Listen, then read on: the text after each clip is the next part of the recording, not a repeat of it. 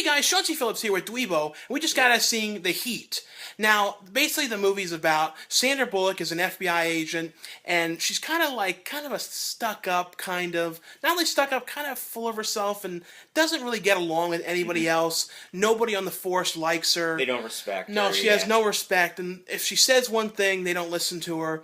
And Melissa McCarthy's character is kind of this cop who's almost like an Al Bundy of a cop or something. She's she's kind real of eccentric. Yeah, she wears street clothes. Yeah, she sort of makes her own rules. Mm-hmm.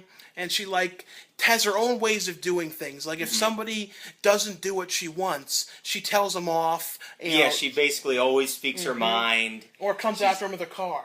Yeah, she does all this crazy business, like driving people, like chasing them down. And the thing is with this, I was kind of, when I saw Identity Thief, I thought it was an okay movie.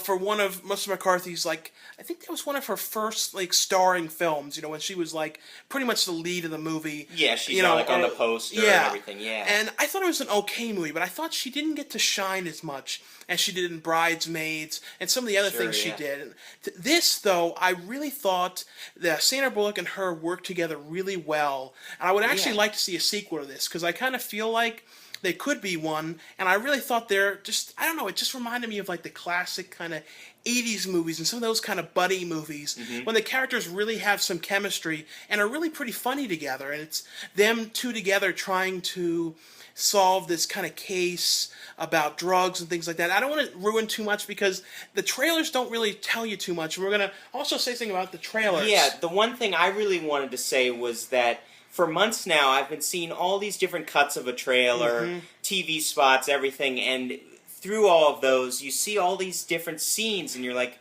well, hopefully they don't blow all the good jokes just in those trailers. And that was not the case at all, because a lot of it was sort of different takes and different alternate versions of things. Cuts of those scenes. So, and a lot of them, some of the lines didn't even make it into the film. No, there was a lot of stuff that was changed, which was good changes because it was nice to see different stuff. Yeah, I was glad to see that because I was really anticipating that all the good jokes would have been used already, but luckily they weren't. Showed them all. I think Identity Thief showed everything and funny. all those ones, that was my favorite guitar, and so many of those, they were all totally ruined. There was not a lot of surprise. Once you see them, it's like, oh, I knew that was coming. No, and this movie also has some cool cameos in it, and appearances Tom Wilson, who was Biff in Back to the Future, who I haven't seen in a movie, a theatrical movie in a long time. Manure, I hate Manure. And he was good, and hopefully, people keep putting him in movies. I've always liked the guy. Yeah.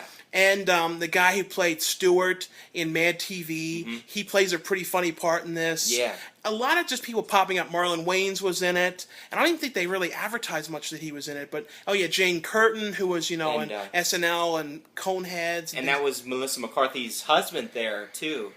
Yeah, I think from Bridesmaids. Yeah, the one. I don't know. I just thought this was a really fun movie. I thought the jokes really worked in it. I liked, too, the opening credits. It kind of had this, 80s, kind of 70s, 80s kind of credit sequence. Oh, yeah, the font and everything. Kind of I really liked it. I think people should definitely check this one out, and don't be afraid, like we said, that you're going to have seen all the stuff. There's a lot of stuff you haven't seen, from the trailers. Because that happens sometimes, and then you see it, and it's nothing new. And even though it was a long movie, I felt like it was okay being long. I felt like there was a lot of stuff to do, and it didn't really drag, and I don't know, I liked it. Now, out of 5 stars, I would probably say 4. I mean, I was pretty happy with it. I didn't see anything about it that I really disliked. Too. No. Yeah. So anyway, though, that was just a little quick review, and definitely let me know, guys, what you think of the review underneath, and we'll see you guys later. See ya. Bye.